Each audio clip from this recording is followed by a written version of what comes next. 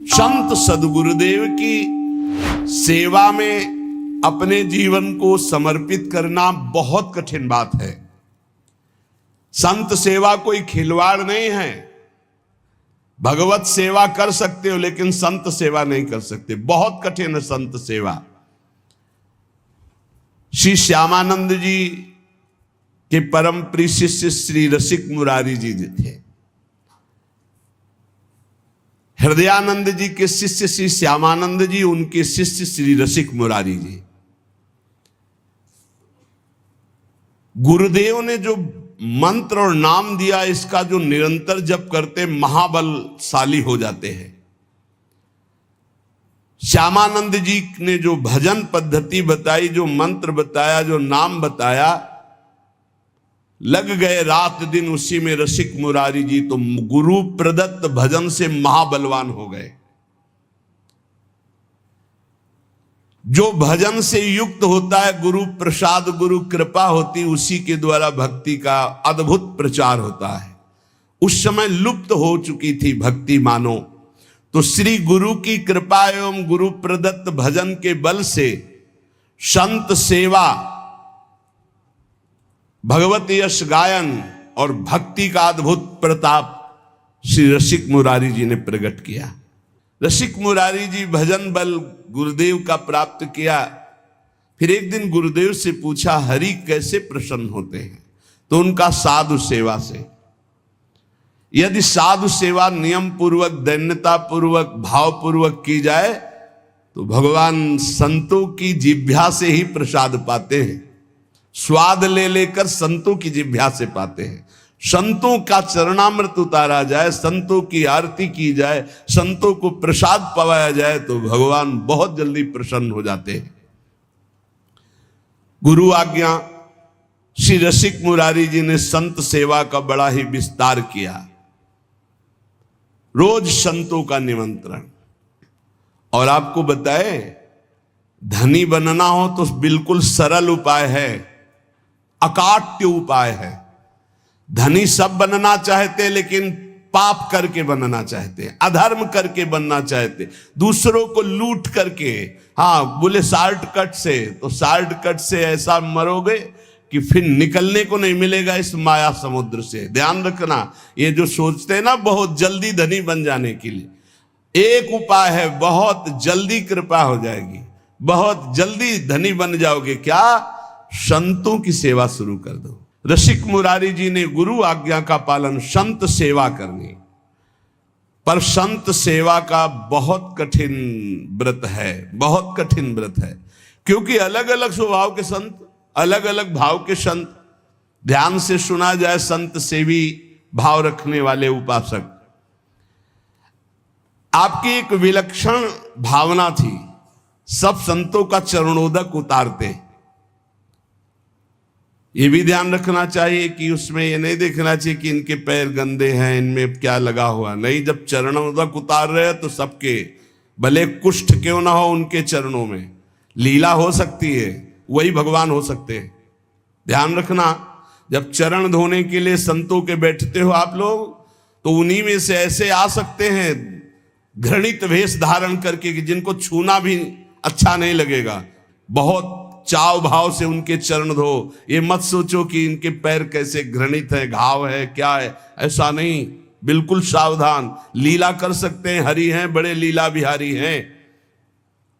रसिक मुरारी जी के धन क्या था? संतों का चरण उदक भर भर के माट में ऐसे ऊपर विराजमान किए आसन पे, और रोज उनकी परिक्रमा, रोज साष्टांग दंडवत, और रोज चरणामृत पान, रोज चरणामृत उतरवाना और संतों को भोग पवाना। संतों के चरणामृत में किसी भाग्यशाली की निष्ठा होती है। मटकों में भर भर के रख के जैसे कोई अब संपत्ति रखता है, ऐसे बड़ी कृपा है, गुरुजनों की बड़ी कृपा है जिनको संत चरणामृत में, उसकी पूजा करते, आरती उतारते, परिक्रमा करते, दंडवत करते संतों के चरणामृत की। चरणामृत की निष्ठा वैष्णव जनों की ये निष्ठा होती है। चरणामृत से बहुत दिव्यताएं प्राप्त हो जाती, बहुत दिव्यताएं प्राप्त होती है। जब तक गुरु वचनों पर विश्वास नहीं होता तब तक बल नहीं आता अध्यात्म का। आपके हृदय में संत वैष्णवों के प्रति अपार सुख देने की भावना आ गई, क्योंकि गुरुदेव ने कहा संत सेवा में ही भगवान की प्राप्ति होगी।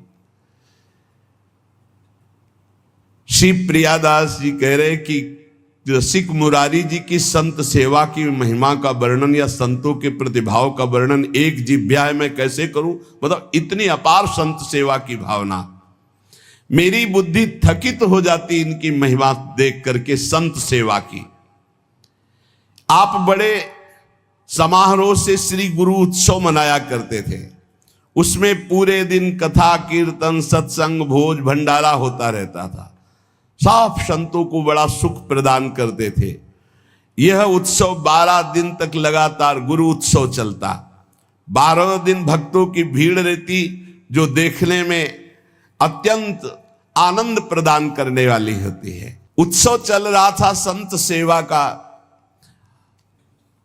प्रसाद पवाने के पहले सब संतों का चरणामृत उतारा जाता था और सीधे वो चरणामृत रसिक मुरारी जी के पास जाता और वो चरणामृत पी करके प्रफुल्लित हो जाते। आज जब संतों का चरणामृत दिया गया तो रसिक मुरारी जी बोले, क्या बात है, आज संत चरणामृत में मुझे वो प्रफुल्लता, वो आनंद, वो स्वाद नहीं मिला। जितने वहां उपस्थित थे सब लोगों ने पान किया, उनका नहीं है तो वैसे ही जैसे रोज उतरता है, उनका नहीं, आज हमें स्वाद नहीं मिल रहा है, संत चरणामृत का हमें आनंद नहीं मिल रहा है। भला और लोगों की स्थिति क्या कि वो इस बात को जान पाते। आपने कहा कोई अपराध कर दिया संतों का, किसी संत के प्रति तुम्हारी घृणा बुद्धि हो गई, इसलिए चरणामृत उतारने पर भी आज स्वाद नहीं मिल रहा। बुलाओ चरणामृत उतारने वाले संतों को। बुलाया गया। किसी संत के प्रति कोई अपराध, तो उनका एक संत आए थे, कोढ़ी कुष्ठ था उनके शरीर में, पैरों में भी, तो उनका चरणामृत नहीं धोया और उनको हटा दिया। अरे इसीलिए ये अपराध समस्त संतों के चरणामृत का प्रभाव छीन कर दिया, वो स्वाद नहीं। भगवत प्रसाद चरणामृत का दिव्य स्वाद तो निष्ठावान पुरुषों को ही अनुभव में आता है। स्वयं रसिक मुरारी जी उठे और उन संत की खोज की, उनको बुलाया और उनका चरणामृत उतार कर, सोचो पैरों में गलित कुष्ठ मवाद आदि, निष्ठा काम करेगी। शिष्यों ने तो इसीलिए हटा दिया था कि ये चरणामृत गुरु जी के पास थोड़ी पहुंचाएंगे। स्वयं रसिक मुरारी जी ने चरणामृत उतारा और चरणामृत पान करके नेत्र प्रवाहित करते हुए कहा, आहा आज स्वाद आया है। हे ये संत निष्ठा, ये संत निष्ठा, संत सेवा बहुत कठिन है, ये बात ध्यान रखिएगा। हो सकता है आप चरणामृत उतार रहे हो और आपको लात मार दें। कैसे उतारता है, इतनी जोर से उतारता है चरणामृत, आपको हाथ जोड़ के ही खड़े रहना है, खड़े रहना है। जी जी क्या, दुष्ट कहीं का, पाखंडी कहीं का, बोलना नहीं है। भगवान है, वो आए हैं तुम्हारी परीक्षा लेने के लिए। जो भगवान के चरणारविंद की प्रीति प्राप्त करने के लिए भगवत भक्तों की आराधना करते हैं, उनमें मान नहीं रहता। ये बहुत सूक्ष्म विषय है। सब ही मान प्रद आप अमानी, मान रहित हो जाना। एक बार रसिक मुरारी जी राजाओं के समाज में विराजमान होकर के यही बात कह रहे थे कि बड़े से बड़े साधन से जो प्राप्त नहीं होता वो संत सेवा से प्राप्त हो जाता है। जो मनोयोग पूर्वक संत सेवा करता है उसको बड़ी ऊंचाई की स्थिति प्राप्त होती है। इतने में बड़े राज समाज में बैठकर एकांत में चर्चा करो, उधर संत सेवा और हल्ला मचा, गाली गलौज ये सब। देखो ये ध्यान रखने का विषय है, संत सेवा में भगवान ऐसे ही लीलाएं करवाएंगे जिससे तुम्हें दोष दर्शन हो जाए। एक संत भगवान बोले पत्तल लगाई, बोले एक पत्तल और लगाओ, बोले किस बात के लिए, एक ही पत्तल में तो सबको पाना होता है। बोले एक पत्तल अभी पाएंगे और एक पत्तल शाम के 4 बजे उस समय पाएंगे।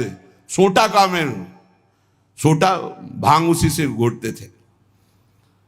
अब उतर नहीं देंगे हम तो गाली गलो, लड़ाई झगड़ा। अरे बड़ी विचित्र, भगवान की सेवा तो शांति से भगवान करवा लेते हैं, भक्त की सेवा बड़ी विचित्र है, बड़े विचित्र विचित्र भक्त है।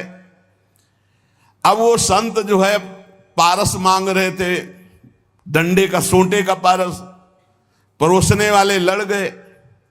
अब वहां वो उपदेश कर रहे थे कि संत सेवा महान भगवत प्रभु। उन्होंने कहा घर ही में तुरंत उठ करके आए, सबको शांत करते हुए आए और कहा, अब वो समझ गए कि मान थे यहीं के। अब कहा भगवान आप नाराज क्यों हो रहे हो? गुस्सा आई उनको तो जो खीर और सब्जी सब परोस गई थी, पूरा पत्तल उठाया मारा मुंह में उनके। वो ऐसे लिए और कहा भगवान वैसे तो रोज शीत प्रसादी बाद में मिलती थी, आज तो आपने डाल। तनिक भी क्रोध नहीं किया। जानबूझ करके कोई अपराध करो मत। यदि तुम्हें वो पीट देते हैं और हमें ये सुनने को मिलता है कि आपने कुछ नहीं कहा, आपको 2 थप्पड़ मारे, तो हमारी छाती फूल जाएगी। और अगर ये सुनने को मिला कि 4 जवान चढ़ के खूब, तो हमको रोना आएगा कि हमारी बात तुम नहीं समझ पाए। मेरे प्रभु आए और तुमने प्रभु के साथ, बिल्कुल प्रभु हैं, सब में प्रभु हैं, फिर साधु में तो है ही है। और जहां साधु सेवा होती वहां लीला ऐसी करेंगे प्रभु। इसीलिए बहुत साधु सेवा कठिन व्यवहार है। रसिक मुरारी जी के मुख पे पूरा पत्तल मारा, गुस्सा जानी चाहिए, लेकिन उन्होंने ऐसे एक सीत भी नहीं गिरने दिया। और इतना ही नहीं, रसिक मुरारी को कटुवचन गालियां भी देने लगा खड़े होकर के। महात्मा अपने सब जनों को रोका और कहा कि बड़ी कृपा हुई, आज हमें शीत प्रसाद मिला, आप तो बहुत करुणामय हैं। 2 पत्तल लगाओ। 2 पत्तल लगाए और अपने संत से कहा तुम्हारे अंदर सेवा का भाव नहीं, आज से तुम्हारी परोसने की सेवा से तुम्हें बहिष्कार किया जाता है, निकाला जाता है। ऐसे संत के साथ बर्ताव करते हैं। अब संत सेवा में जिसकी प्रबल निष्ठा होती है वो कभी संतों में दोष दर्शन नहीं करता। और संतों में दोष दर्शन ना हो ये बड़ी कठिन बात है, क्योंकि उनके व्यवहार ऐसे होते हैं, व्यवहार होते हैं। बड़े बिलक बिलक संत होते हैं, बहुत बिलक बिलक संत होते हैं। एक दिन रसिक मुरारी जी ने सुना कि सामने वाले बगीचे में संत समाज आई हुई है, मंडली। तो आप बड़े भाव से दर्शन करने के लिए चले। संतों के लिए बहुत सावधान होकर के जाइए, उनके प्रति दोष दर्शन न हो तो संत दरस जिम पातक, दर्शन मात्र से पाप का नाश हो जाता है। अब उनमें एक संत हुक्का पी रहे थे, जे भी देखा रसिक मुरारी जी तो तत्काल हुक्के को छिप। रसिक मुरारी जी की बहुत पैनी दृष्टि से देखा कि ऐसे समय में आ गए कि संत को संकोच हो गया। बहुत उदार हृदय के थे। आपको आते देखकर कि इतने महान संत आ रहे हैं, क्या सोचेंगे कि संत मंडली में संत जन हुक्का पीते हैं। जहां रसिक मुरारी जी को देखा तो उन्होंने हुक्का छुपा लिया कि ये क्या कहेंगे इतने बड़े संत, ये भगवान की लीला है। ऐसा कुछ समझ लो कि जैसे अपने सुंदर बालक को मां श्रृंगारित करके एक टिकुली लगा देती है काजर की, ऐसे ही कुछ समझ लो कि कुछ लीलाएं ऐसी सिद्ध पुरुषों में होती कि वो नजर न लगे, बस वो ढिठौना। बिल्कुल संतों को समझ पाला। अब उनको जब रसिक मुरारी जी की दृष्टि पड़ी तो उनको संकोच हो गया कि अरे मैं गलत समय पे आ गया। संत भगवान को ऐसा वो ऐसे करके वहीं बैठ गए, मानो भारी पीड़ा हो गई। क्या हो गया, क्या हो गया महाराज को, क्या हो गया? रसिक मुरारी जी ने कहा बहुत पेट में दर्द हो गया, महाराज तुरंत औषधि की व्यवस्था की जाए, कुछ ना कुछ। बोले नहीं, मेरी एक औषधि है, अगर पीने को मिल जाए तो ठीक हो जाएगा पेट। तो जो संत छुपाए थे ना, तो उनका महाराज हाँ, बोले लाओ लाओ। और ऐसे करके मानो बहुत मुंह में एक भी नहीं, बस ऐसे पीने। आहा, देखो संत कृपा से, संत प्रसादी ने हमारा पेट दर्द ठीक कर। ये देखो कि कहीं संत को संकोच हो गया तो ये अपराध न बन जाएगा। नहीं नहीं, इतने निर्मल हृदय के कि तुरंत पेट पकड़ के बैठ के, दर्द हो रहा है और हुक्का दिया, पिया नहीं, वो पीले का ऐसे लीला की कि हाँ, नाटक किया कि हाँ, और बोले हाँ अब ठीक हो गया पेट। अब उन संत का संकोच चला गया कि ये भी तो पीले है, तो अब संकोच क्या करना।